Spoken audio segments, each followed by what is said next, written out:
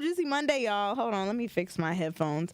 But I gotta tell you guys some of the, I don't want to call them hottest stories, because these are actually some deep stories that we are about to get into really quickly. But I gotta do it, y'all. I gotta do it. I gotta inform the people. So if you guys do not remember, back in May of 2023, it was a man by the name of Jordan Neely who was pinned down by Daniel Penny on the subway station.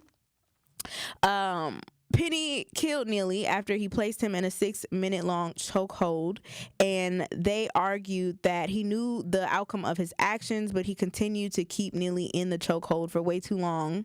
And the medical examiner actually ruled that Penny's chokehold is what led to Neely's death. However, the defense argued that Neely died from a genetic condition and a synthetic marijuana found in his system, even though I don't necessarily believe that, right? But with this man doing this back in May of 2023 on this subway, claiming that he was, I don't know, just being irate and scaring all of the people on the train, and he decided to take it upon himself to do what he did and killed this man. They found him not guilty of criminally negligent homicide for the death of Jordan Neely, which is kind of crazy to me, because I know BenJammin. I'm here. Oh, okay. I know that you had mentioned before about this whole vigilante idea, right? And you were like, should we have more vigilantes in the communities and all this other stuff? But if the vigilantes are going to be able to do things like this, where they're killing people who, obviously this man, Jordan Neely, had an issue, right? He could have been a homeless man, more than likely. He could have been on some type of drugs, whatever, but he wasn't really bothering anybody. He was just making people feel a little uncomfortable on the train, which is normal in New York City, right? And this white fellow decided to take it upon himself and be this vigilante. That's what they say. Vigilante. And choke this man out to calm him down.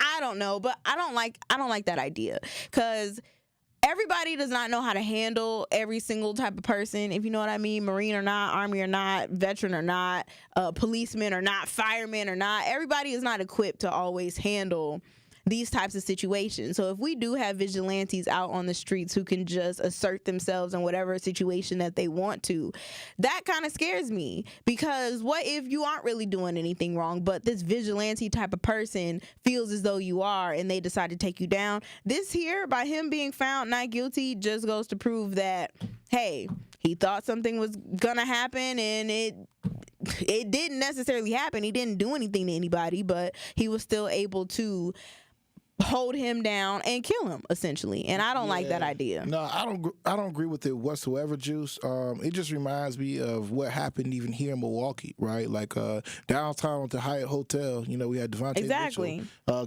be pulled out by a few security guards. And if this is the case in Mr. Neely's scenario, where you can die by the hands of somebody who deems themselves to be a vigilante, that would be the same scenario that these security officers could use here in the city of Milwaukee. Exactly. To protect themselves against what they did to Devontae Mitchell. Now, am I in agreement with any of this? Hell to the no, because, ultimately, to me, what happened there in that scenario over there in New York, and even what happened here in Milwaukee, was these folks acting out of state of fear. There's many times where folks come into contact with people of the opposite race of them, and they don't know how to react because they've never actually dealt with other races. I think that should be more magnified in all of these cases versus them just trying to brush it off and put a Band-Aid on it and say that this gentleman is a vigilante just because he has a few stars. It doesn't mean that he didn't have any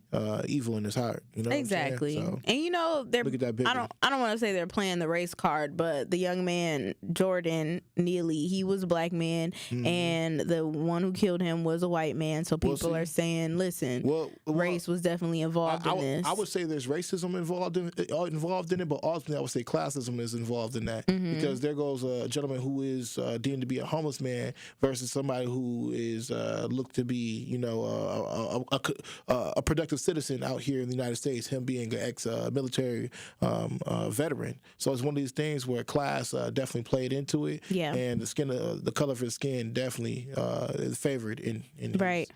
and his protection. Which I think will end up being the future. I think you've said this before as well, that instead of having racism it'll be classism. Yeah, you know? classism. Racism will be there, but I'm just saying classism is going to take precedence over racism, in my opinion, because like you said, it already kind of has in a sense, in ways that people don't even really talk about like that. But yeah, that's that. I mean, shoot, I see businesses practice it all the time.